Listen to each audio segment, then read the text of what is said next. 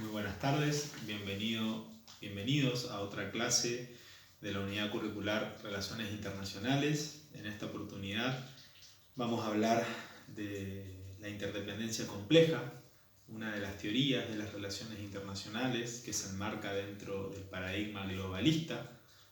Para entender esta materia, nos vamos a basar en el texto de Robert Keohane y Joseph Nye, llamado Realismo e Interdependencia Compleja.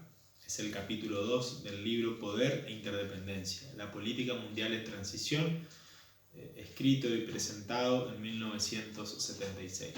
Un libro muy importante porque de alguna manera deja esbozado las principales características de la teoría de la interdependencia y los contrapone sus principales lineamientos con la teoría realista de las relaciones internacionales. Keohane y Nye van a hablar o van a decir que no siempre la teoría realista sirve para interpretar y entender los fenómenos internacionales, a las relaciones internacionales.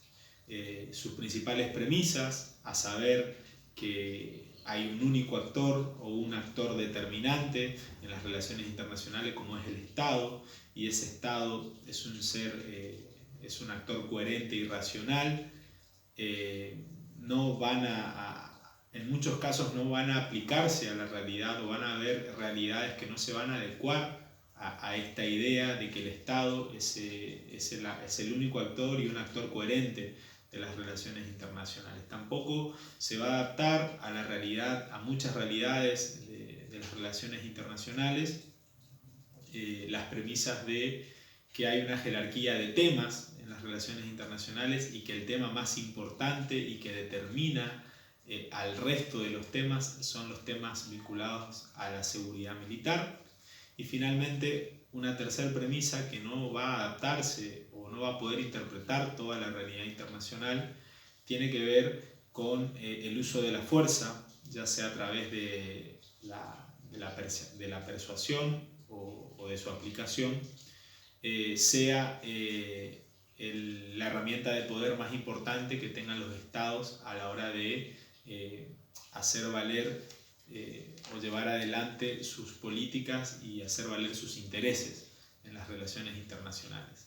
Para Keohane y Nye, estas tres premisas del realismo no van a aplicarse a muchas realidades de las relaciones internacionales. Recordemos que estos autores empiezan a escribir en la década del 60 y del 70, donde el aumento de las relaciones económicas entre los estados, sobre todo entre los estados de Europa, los estados occidentales dentro de la OCDE, ¿sí? era muy creciente, y países como Francia y Alemania, que durante siglos siempre habían estado en guerra, ya tenían un nivel de cooperación e integración nunca antes vistos. Entonces, ante esta nueva realidad y ante la realidad de la aparición del arma nuclear, que hizo que las guerras entre las principales potencias de manera directa disminuyeran o desaparecieran prácticamente, los fenómenos de los movimientos nacionales, que hizo que muchas veces el uso de la fuerza por parte de las potencias no tenga buenos resultados, incluso tenga resultados negativos para las potencias, hicieron que estos autores empiecen a pensar que no solamente existía un único actor en las relaciones internacionales como los estados, sino que también eran importantes para entender las relaciones internacionales tener en cuenta a las empresas transnacionales, a las organizaciones internacionales, a las ONGs, porque hay múltiples canales de relaciones entre las sociedades, no solo las estatales. No solamente los temas de la seguridad militar eran los únicos en la agenda internacional, sino temas vinculados a la ecología, a la economía, a la cultura, a la tecnología, a la salud. También empezaban a ocupar lugares en la agenda internacional y debían tener sus resoluciones particulares, y el uso de la fuerza no siempre era el adecuado, incluso en situaciones de revueltas en países más débiles, que en otros momentos el uso de la fuerza podía ser el método más adecuado para resolver, ¿no? Ante toda esta complejidad, Keohane y Nye van a decir que para explicar algunas situaciones en las relaciones internacionales, el realismo, las premisas del realismo no eran suficientes, no eran adecuadas. Para eso debíamos aplicar las premisas de la interdependencia compleja. Recordemos entonces, como destaca Keohane y Nye, los principios del realismo a grandes rasgos, o las premisas que tiene el realismo para explicar las relaciones internacionales se reducen a tres: los estados comunidades coherentes y dominantes de la política mundial, como primer premisa.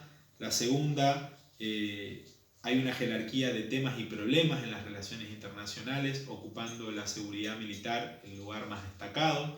Y finalmente, una tercera premisa: la fuerza o la amenaza del uso de la fuerza es el instrumento más eficaz para resolver problemas y manejar el poder en las relaciones internacionales. Estas tres premisas, como decíamos, hacen que los realistas vean al mundo internacional, a las relaciones internacionales en permanente conflicto o con conflictos potenciales. Siempre el conflicto está latente, donde el uso de la fuerza ante este escenario de conflicto, de anarquía, de lucha por el poder, es un instrumento eficaz, porque no hay mucha integración, mucha cooperación, hay más competencia entre los estados, y el uso de la fuerza ayuda a los estados a conseguir todos los intereses y los objetivos que se propongan, pero estos actores de la interdependencia compleja, van a decir que si imaginamos otras premisas, vamos a ver que existe otro mundo, y de hecho la realidad muestra que existe otro mundo donde hay cooperación entre los estados, donde otros actores, además de los estados, se interrelacionan, y donde incluso el Estado no es un actor único y racional, sino que tiene distintas caras, ¿sí? Distintas burocracias, y que incluso hasta tienen intereses contrapuestos. Entonces, contra las tres premisas realistas, Keohane y Nye van a decir que hay tres grandes premisas de la interdependencia compleja que explican a las relaciones internacionales. La primera característica o premisa tiene que ver con que existen canales múltiples que conectan a las sociedades. Ya no solo son los estados los que conectan a las sociedades, sino que empresas transnacionales, ONGs y organismos internacionales permiten la conexión entre las sociedades. Y también dentro del propio Estado hay diferentes intereses y conexiones internacionales entre las distintas burocracias. La segunda característica o premisa tiene que ver con que hay una ausencia de jerarquía en los temas de la agenda internacional. El tema de la seguridad militar no va a ser el más relevante, sino que hay muchos temas que demandan la atención de los estados en igual proporción, e incluso a veces en mayor proporción que los temas de la agenda militar. Y finalmente, la fuerza militar para este paradigma no siempre es empleada por los gobiernos y no siempre es el instrumento más eficaz para hacer cumplir los objetivos y llevar adelante los intereses de los estados. Hay un menor papel en el uso de la fuerza armada en las relaciones internacionales. Ya no sirve este recurso para resolver todos los problemas.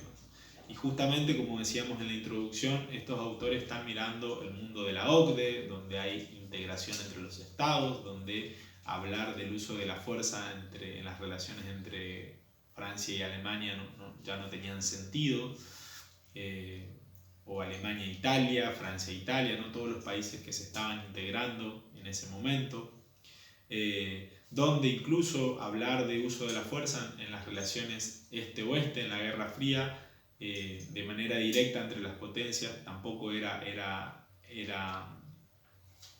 muy útil, porque lo que había era una disuasión a través de las armas nucleares. Los estados sabían que si ocupaban sus sus ejércitos, la escalada de conflicto podía llevar hasta el uso de las armas nucleares, y eso era una destrucción mutua asegurada. E incluso también en las relaciones norte-sur el uso de la fuerza tenía impactos limitados porque, como comprobó Vietnam y después Afganistán, los movimientos sociales y la sociedad movilizada lograba rechazar las invasiones de grandes ejércitos de las potencias, digamos, ¿no? Así que bueno, con todos estos cambios y con estas tres premisas y características de la realidad internacional, los actores van a hablar de que existen nuevos procesos políticos en las relaciones internacionales producto de estos cambios que son muy bien explicados por estas tres características. Y estos 6 nuevos procesos políticos son los siguientes. El primero tiene que ver con la meta de los actores, ¿sí? Ya no va a haber un solo objetivo, una sola meta, como era con el realismo de la seguridad militar que nos garantizaba la supervivencia, ¿no? Además de la supervivencia, hay muchas otras metas que los estados buscan hacerla cumplir en las relaciones internacionales, como el desarrollo económico, el aumento de los recursos naturales, el desarrollo en el transporte, en la tecnología, en el deporte, en la cultura, ¿sí? Hay muchos temas de agenda en las relaciones internacionales, ya no solo el de la seguridad militar. Y como segunda característica, un nuevo proceso político que se da va a estar vinculado a los instrumentos de la política estatal, donde para la interdependencia compleja, cada área de problema tiene su recurso de poder específico para solucionarlo. Y a diferencia del realismo, no el recurso militar, el uso del poder militar y la amenaza del uso de la fuerza, no sirve para resolver otros tipos de problemas vinculados a la economía, al medio ambiente. Por eso cada área de problema va a tener su recurso específico de poder, y eso permite que en cada tema la negociación entre los estados sea distinta. Como tercer característica o tercer proceso político distinto a los procesos que se daban con el realismo, tiene que ver con las estrategias de vinculación. Acá con la interdependencia compleja es muy difícil utilizar el uso de la fuerza para resolver todos los problemas, ¿no? La vinculación de temas reducirá las diferencias de los resultados entre las distintas áreas de cuestiones y reforzará la jerarquía internacional. Eso sucedía con el realismo, ¿no? Con el realismo los distintos temas eran resueltos en última instancia por el poder militar, mientras que en la interdependencia compleja, para los estados más fuertes será muy difícil utilizar siempre la fuerza para imponer sus posturas en todos los otros temas. Entonces las estrategias de vinculación como proceso político cambian, ¿no? Como cuarta característica de los nuevos procesos políticos que se dan en las relaciones internacionales, tiene que ver con el establecimiento de las agendas. Vinculado con los anteriores, la agenda militar ya no es la única ni la más relevante, aparecen otros temas vinculados a la economía, a las empresas transnacionales, a las ONGs, a temas vinculados a la cultura, a la sanidad.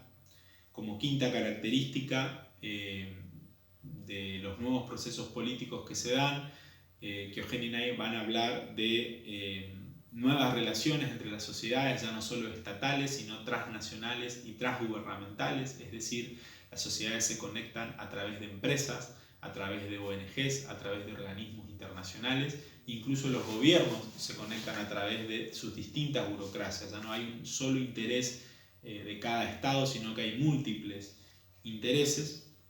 Esto hace que se diluya la diferencia entre política interna y externa, y muchas veces actores externos van a ser aliados en procesos políticos internos porque hay mucha mayor conexión entre lo interno y lo externo, a diferencia de lo que sucedía en el realismo. Y finalmente, como sexto proceso político que se da en este nuevo escenario internacional, tiene que ver con el mayor protagonismo de las organizaciones internacionales, donde son actores muy importantes que influyen en la agenda internacional y que logran, ¿sí? Y que tienen hasta a veces intereses propios distintos a los estados, ¿no? Entonces, esta nueva característica dentro del proceso político no ocurría con el mundo que veía el realismo y sí con el mundo que empieza a ver la interdependencia compleja. Estos 6 procesos políticos, entonces, repasamos los 6 procesos políticos. El primero tiene que ver con una diversidad de metas de los actores, ya no solo las metas de la supervivencia vinculado a la seguridad militar. La segunda característica o segundo proceso político tiene que ver con que cada área de problema tiene su recurso de poder especificado para resolverlo, ya no es más el uso de la fuerza militar para resolver todos los problemas y temas de la agenda. La tercera característica de los procesos políticos tiene que ver con las estrategias de vinculación. Ya no es posible vincular todos los temas con el recurso de poder militar, como sí sucedía con el realismo. La cuarta característica de los procesos políticos es que temas no militares adquieren énfasis en la agenda política de los estados, a diferencia del realismo, donde la seguridad militar era el tema preponderante. Como quinta característica de los procesos políticos, aparecen relaciones transnacionales y transgubernamentales, a diferencia del realismo, donde solo existían las relaciones estatales, y finalmente un aumento en el papel de las organizaciones internacionales. Bueno, esto ha sido un poco el resumen del texto, del tema. Espero que les haya servido y seguimos en contacto por este medio o por canales presenciales.